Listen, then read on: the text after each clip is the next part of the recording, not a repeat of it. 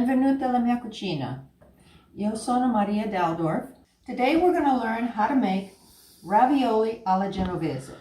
Now what's unique about this is that they use herbs and greens called erbe for the filling and a little bit of meat instead of mostly cheeses and meats. So what I have here, let's start with making the pasta. I have right now 4 cups of flour. In the recipe that I gave you, the flour, I called for 2 cups of flour. That makes a much smaller quantity of pasta, so you can double the recipe. And always a good idea to sift it, which is what I just did, to sift the flour as you're putting it in ready to go. And then I have eggs here that I am going to start beating a little bit. And to the eggs, I'm going to add about 1.5 tablespoons to 2 tablespoons of olive oil, extra virgin prefer. And to that, we're going to add a little bit of salt. And then beat that up. And then you add a little bit of water to the eggs. And then we're going to put it into the flour well here and begin incorporating it into the flour. Okay, we'll start doing this with a fork because it makes it easier than getting all your fingers really sticky with egg and flour.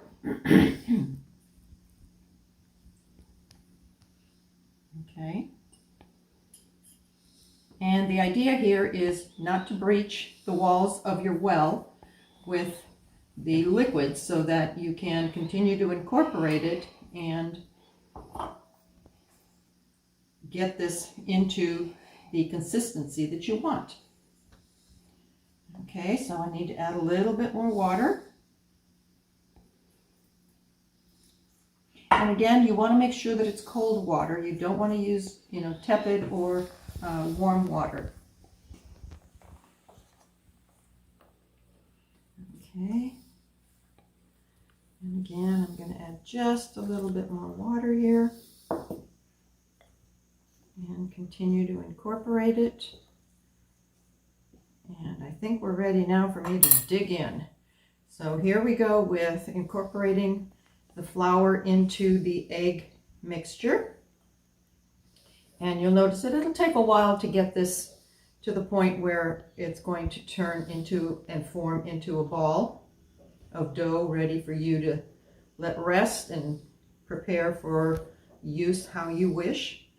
Now, this pasta dough can be used for either ravioli, lasagna, any kind of pasta that you're making. And again, I'm adding a little bit of water because the dough is a little dry. If you add too much water and the dough becomes too sticky, just add a little bit more flour. So we'll continue to incorporate this.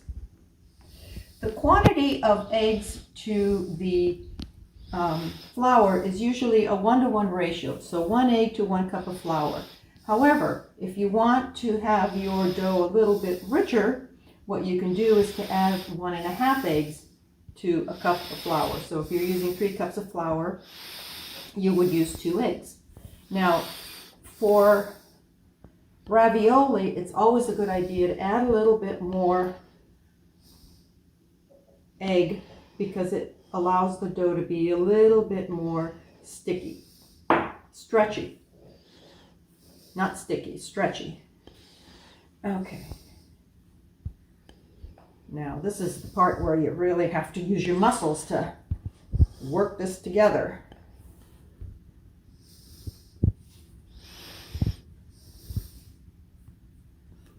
Okay, and I can see that it's starting to form a little bit more as a ball. But again, you just need to keep kneading it. And if you need to add more water, you do that. And usually within the well so that you kind of turn it around and make sure you get it all over. Okay. Now this is a larger quantity of dough that I'm making because what I want to do is I want to save some of the dough to make some fettuccine and spaghetti. In addition to making the ravioli dough for the ravioli alla Genovese. And these are a tradition for Christmas. Ravioli are tradition for Christmas everywhere, but our particular ravioli are slightly different because the Ligurian area has some very unique types of vegetation that grows there. As you know, it's the capital of the pesto. So pesto alla Genovese has become a very, very popular ingredient in a lot of dishes. Now, one thing I've learned in making this as many times as I have, good idea to take off your rings, because otherwise you're going to get pasta all over them. Okay, here we are. We're continuing to knead the dough, and what you want to do is to push the dough away from you and then roll it back and push it away, roll it forward and push it away. This dough, if you've made bread, it will be a lot firmer and less pliable than bread dough, but that's the way you want it. So we're going to continue to work this a little bit longer, and then let's try our finger test. Okay, see, the indentation didn't come back. So this is ready to be put into saran wrap and set aside to rest for at least an hour. And then what we'll do is we'll start doing preparations for the ravioli filling. Let's put some saran wrap on this puppy. And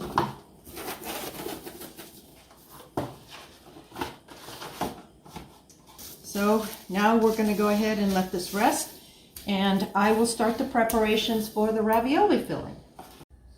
The ravioli filling recipe calls for 3 different types of greens: spinach, Swiss chard, and borage. Now, borage is not a very popular green that's found in our area. However, this is what borage looks like, and it's a common herb in the Ligurian area. And what we're going to be doing is, if you notice here, I have all the leaves. Now, this came directly from my garden. I picked it last night. It was sitting in water. It's all washed. And the leaves are the ones that you'll be using for the filling. Now, the purple flowers are edible. So if you wanted to use these as decorations in some of your dishes, you can go ahead and do so. But you don't want to use the flowers to cook for the ravioli filling. I've salted a pot of water, and we're going to throw down the borage when it's boiling. You cook it just like you cook it just like spinach and Swiss chard. When it's done, you take it out, you drain it, squeeze the water out of it, and then we'll be using it to put into the ravioli filling. So now our water is boiling, so we're going to throw down the borage, or boragini in Genovese, and cook it as you would spinach or Swiss chard. It's cooking in salted water, and it'll take a few minutes to cook. So while we're doing this, I will start my preparations for the filling. Here's the borage cooking away. It'll take about 7 to 10 minutes to cook to get to the consistency that you want. The borage has been cooking for about 7 to 10 minutes, and I've tested it and it's ready to go. So I'm going to turn down the heat, and I'm going to take it out of the water so then we can drain it and squeeze all the water out of it. Okay, and we're draining borage into the colander. And then I'm going to run cold water on it, so it'll make it easier for me to squeeze the excess water out of it and prepare it for the filling. So now what I'm going to do is just to squeeze this, and it's still a little hot, so I'll get a little more cold water on it. Try it again.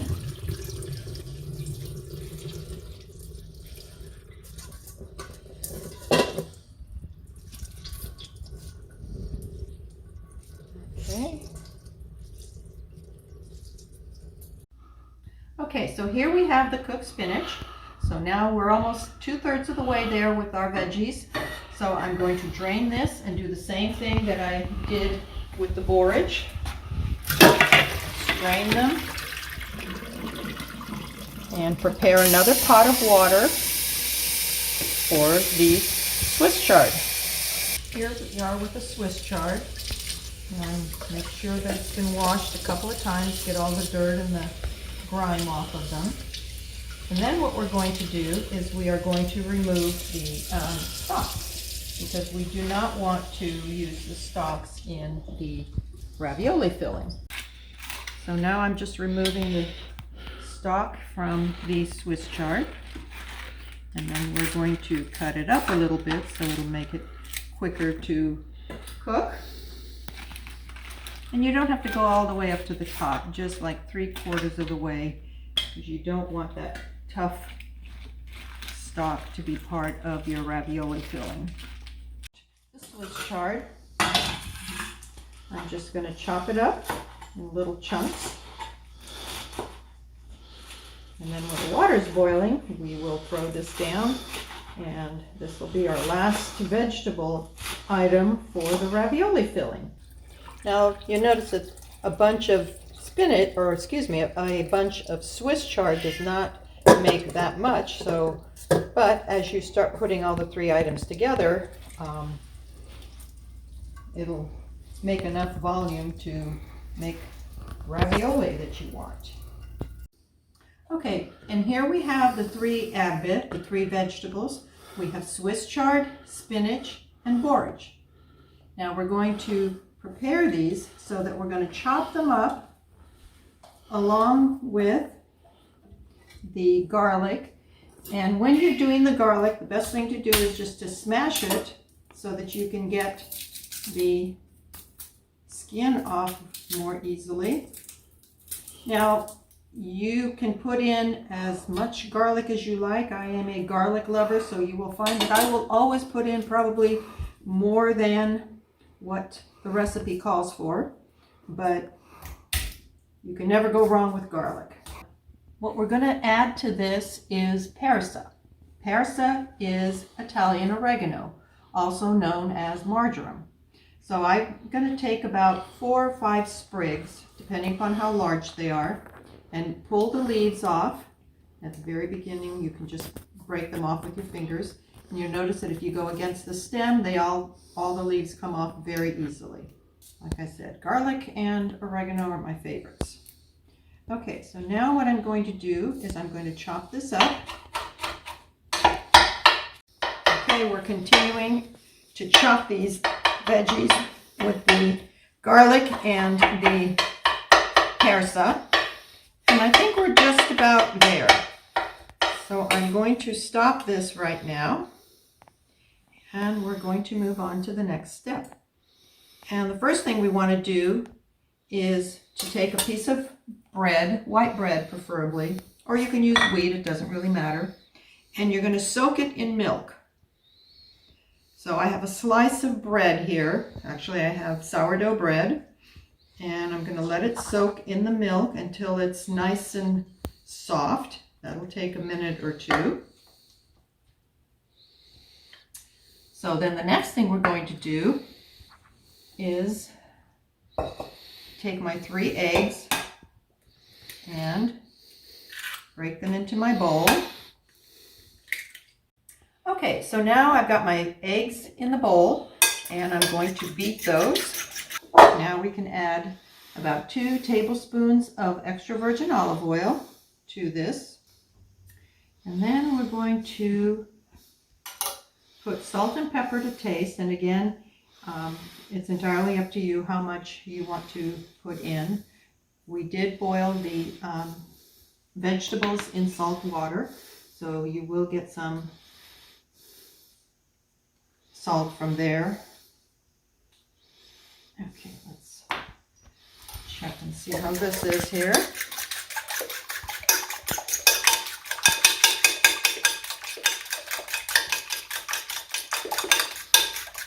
Okay, now I'm going to add the vegetables. And again, we're going to stir this very well.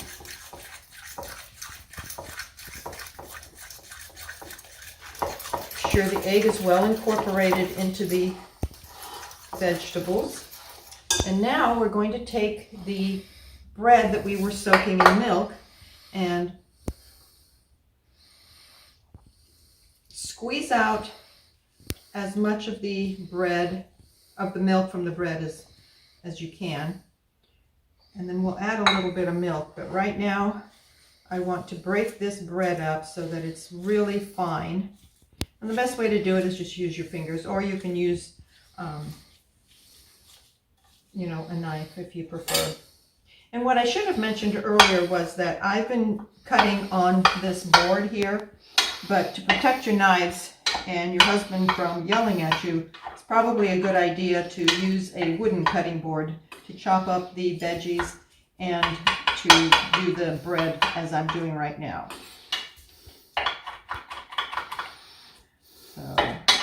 And if you don't want the crust, you can remove the crust so that all you have is just the white part of the bread. Although the crust doesn't hurt by any means. And our bread is just about to the point that we want it, so we're going to add that to our mixture. Now, some people I know use breadcrumbs to put in the ravioli mix, but the bread soaked in milk is a much better way to go. And I'm going to add just a bit of the milk to the stuffing here.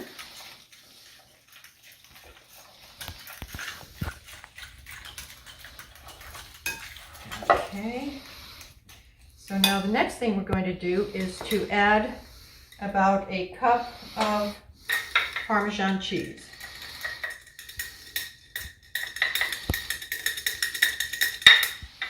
Okay, that's about a cup there. And now we're going to incorporate this. Okay, so the final step is to add in our meat. Now, typically, ravioli alla Genovese use sweetbreads as the meat component.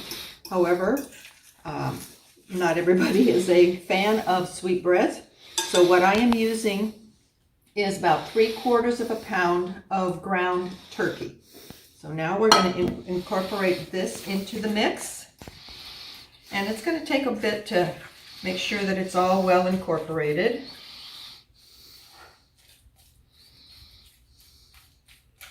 And then we can begin our step of making our ravioli. Now, I know this seems like a lot of work, but I think the end result will be very satisfying and something that is very enjoyable. And what I usually do is I make a larger quantity because these freeze very well. And so you don't need to, make just enough to use for one meal. They last in the freezer for about a couple of months. And if the filling is a little bit soft, you can add a little bit more cheese. Or if you want to add a little bit more bread, you can do that as well, but just don't add any additional milk. And again, it's measurements, yes, but it's also by taste. And that's how I grew up learning how to cook Italian. So use your your own ingenuity with how you measure things out or how much of something you put in. Now, you don't want to taste the stuffing once the meat is in there, so that's why we tasted it before we put in the ground turkey. Okay, so here we have two pastas. One is a lot lighter and one is a lot more yellowish. The reason for that is that this pasta dough I made more specifically for ravioli. I added an additional egg, which will make this much more pliable. This here, you can still use it for ravioli, but I also I made this so that I could make some spaghetti and some fettuccine. So now we're going to start with this one here. Now once you take it out of the foil or the saran wrap, sprinkle a little flour on your board, and again you want to knead the pasta. Okay. And then we're going to start putting it through the pasta machine. Now I'm going to show you two methods, but the first method is using the pasta machine, and the other is by hand. So I've started to cut the pasta with a knife so that we can more easily run it through the pasta machine. And I sprinkle a little bit of flour on both sides just because it makes it easier and it doesn't stick. So do this. And we've set the pasta machine rollers so they're at their widest width, so that when you put it through the first time, it's not going to break up into small little pieces. Okay.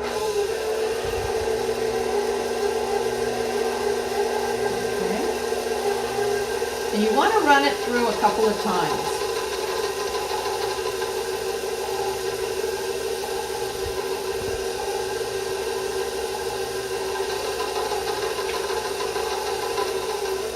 And we just do each piece and run them through several times, and then we'll make the size of the rollers tighter so that the dough becomes thinner and thinner. And what you want for ravioli is thin dough. So I've just run this through, and each time I'm going to fold it so that it makes it more flatter and you get rid of the seams from the previous fold. You see what a difference it made? And you can turn it 1/4 of a turn if you want to lengthen it or make it wider. So now I'm going to turn it this way, and it will become thicker in the other direction. So we started putting the dough through the machine at the widest, which was a 1. Then I switched to a 4, where the pasta dough was thinner, and now I'm at the thinnest part of the machine here, and that's in this one it's an 8. So I'm running the dough through the machine one final time, and this should be now ready for us to be able to make the ravioli. Now we're ready to put the dough onto our ravioli form. Now I like the smaller ravioli, so I use one that's a 36, that makes 36 ravioli at a time. You sprinkle a little bit of flour on the form, just so that the dough does not stick. And then you put the dough on, and hopefully you've got enough for both. And as you can see, this dough stretches quite a bit. So what you can do is to stretch the dough over the form, because sometimes it's not going to be wide enough. Being careful, make sure you don't rip it, because then otherwise your filling is going to come out.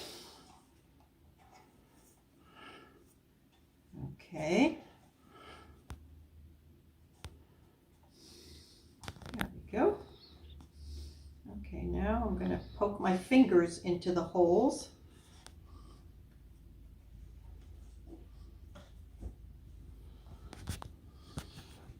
Okay, so now we're going to start filling the holes with the stuffing. Now you don't want to overstuff these, so you just put enough to keep the hole filled. Press down, but you don't want to overstuff where they're, bulging. Now what you want to be careful about is making sure that you don't get any of the stuffing along the edges of the ravioli, because that's how it's going to allow the dough to stick. So you kind of run your finger along this just to make sure that there's a clear path. And the same way this way. So I think we're probably in good shape there.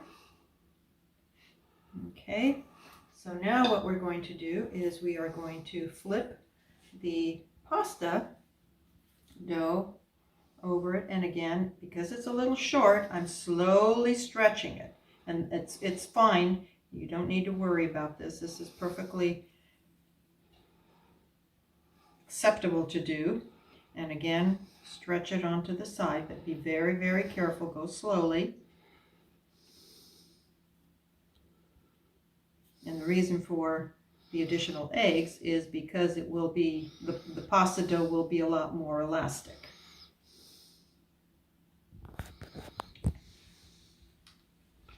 Okay, then I'm pressing down onto the ravioli. Notice here I've got a little bit of a spot, so I want to fix that. And similarly here, that one seems to be a little bit loose here, but let's see if I can stretch that. Actually, it's just stuffing on the outside, not a problem. Okay, so now I take my rolling pin and I roll around the edges to cut. And again, I've got a squeaky rolling pin, but that's okay.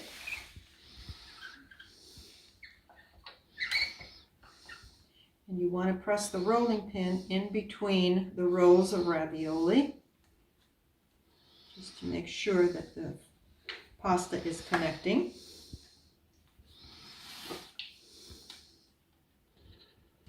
Okay, and now we will remove the edges from the tray here.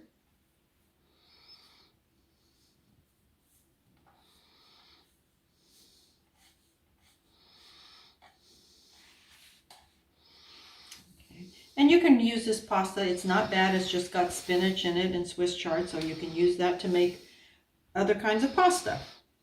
Okay, so now I'm going to flip this.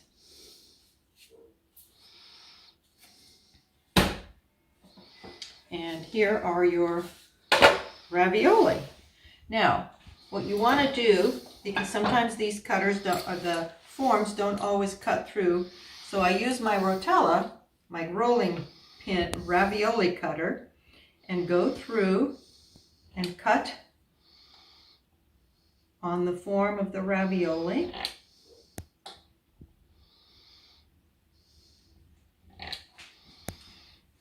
Do it around the edges since I didn't do a very good job there either. Okay, I'm going to do this way. And what you want to do with the ravioli is you can freeze them now, but before you do that, it's better to freeze them on a cookie sheet, separate it out, and then once they're frozen, you put them in a cardboard box with a layer of wax paper in between them, and then they will be perfect and won't stick at all. And I'm just putting the ravioli, making sure that they're all individually separated. Now these ravioli will last in the freezer a couple of months, although when I make ravioli they never last that long, so okay. Here's our first batch of ravioli. So you just continue going until you have finished your entire pasta. And then I will show, I'm going to go ahead and do the rest of these here. Then I'm going to show you a hand method, so you don't need anything but a rolling pin to roll out the pasta to make your ravioli. This is going to be our second method for making ravioli. Now this is how you make ravioli entirely by hand, using a rolling pin. And the best one to use, oops, this one's now wet. The best one to use is the one that's got the smaller edges on the side, on either side. Now, when my mother would make ravioli every Christmas, this is what she would use. This ravioli, pretty rickety, it's all broken, but it's something that I will try to use when I make the ravioli by hand without the machine. So before we can use that, let's go ahead and start rolling out our dough. Now again, you want to roll it out thin and just keep turning it.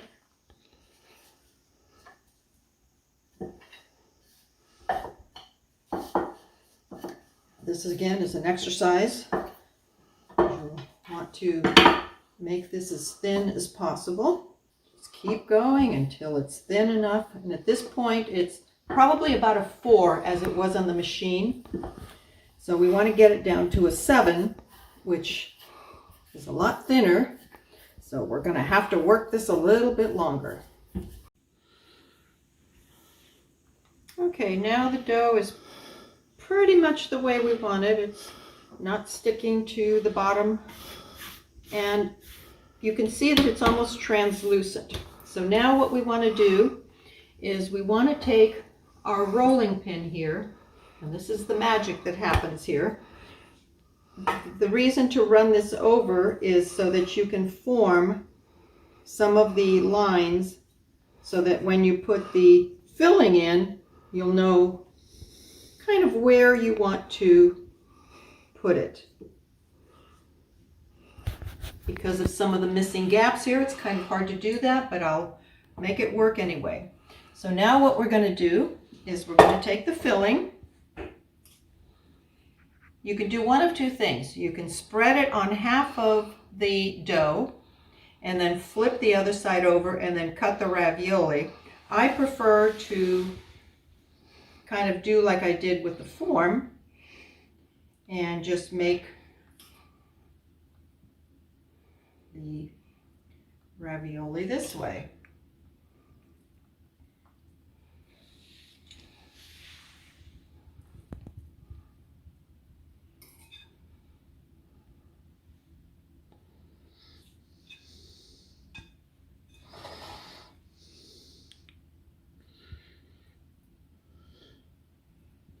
Kind of keep them in the row so that when you cut them, you'll be cutting them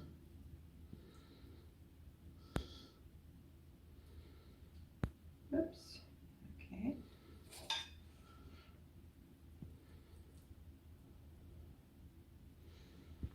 Now you can calculate about these small ravioli about 2 to 3 dozen per person when you're cooking them. Okay, so now we have put filling on half of the pasta dough. Now we flip it over and you kind of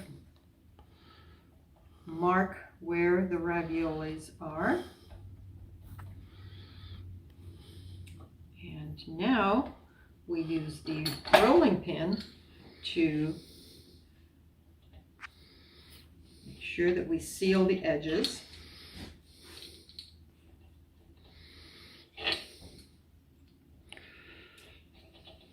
Here is how you make handmade ravioli without any machine, just a rolling pin and a rotella. You can actually just use a regular knife just to cut it without doing the zigzag edges if you want. Okay. Now the nice thing about these is that they're not always going to come out the same size, but it doesn't matter. Now let me show you one other trick that you can do, and that is that you can make round ravioli. So if you do one of these here, then what you can do is to put a dollop of filling in that, flip it over, and you've got a ravioli there as well. But I prefer these kind of ravioli here. So we're going to do the same thing. We're going to put these on a cookie sheet so that we can freeze them.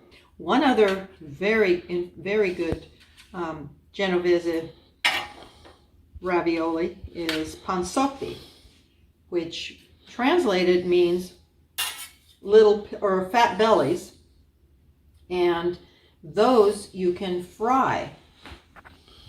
and they're excellent. These were the last tray of ravioli that I made.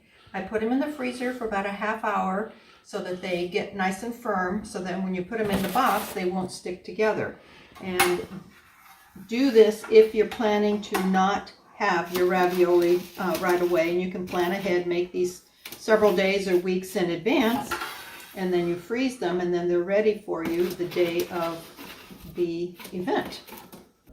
Here's our first layer of the ravioli that we've made, that we put in the freezer to freeze for about a half hour so that they won't stick together.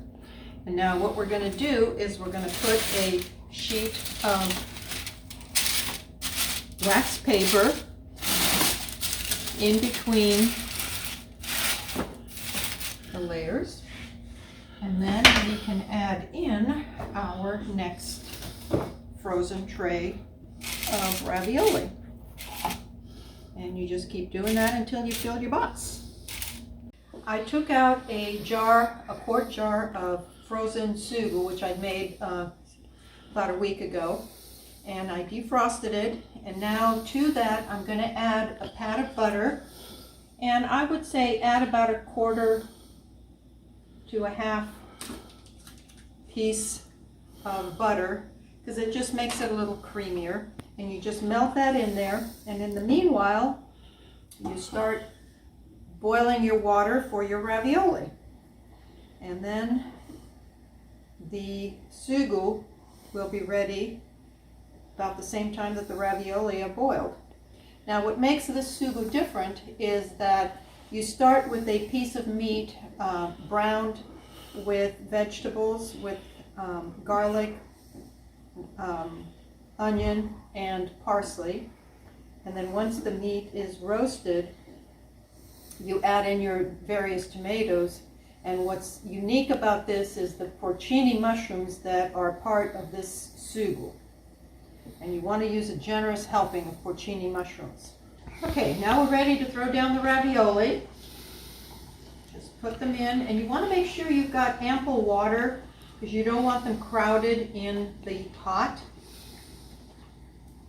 And once the raviolis are in, they'll take probably about 8 or so minutes to cook, depending on their size. Now these are a little bit bigger, the ones that I made by hand, so these will probably take a minute or two longer. Now the sugo that you have here, I started this, like I said, about a week ago, but it takes about 3 days to make this. Because the longer you boil it, the more condensed it gets and the more flavorful it becomes. So, be prepared to make this a longer process, but I think the results that you get will be very favorable. Now, I cooked the handmade ravioli that we made earlier. And even though they've come up to the top, because the dough is thicker, they're going to take longer to cook. So what you want to do is you want to just check one out like you normally check with pasta. And again, it's not done yet, so we need to give it a couple more minutes. So I think our ravioli are done here. Let me just do one final check. Yep, we're good. So I'm going to turn these off, and I'm going to get a ladle and just get all the water out as much as possible. So now what we're going to do is we're going to add sugo.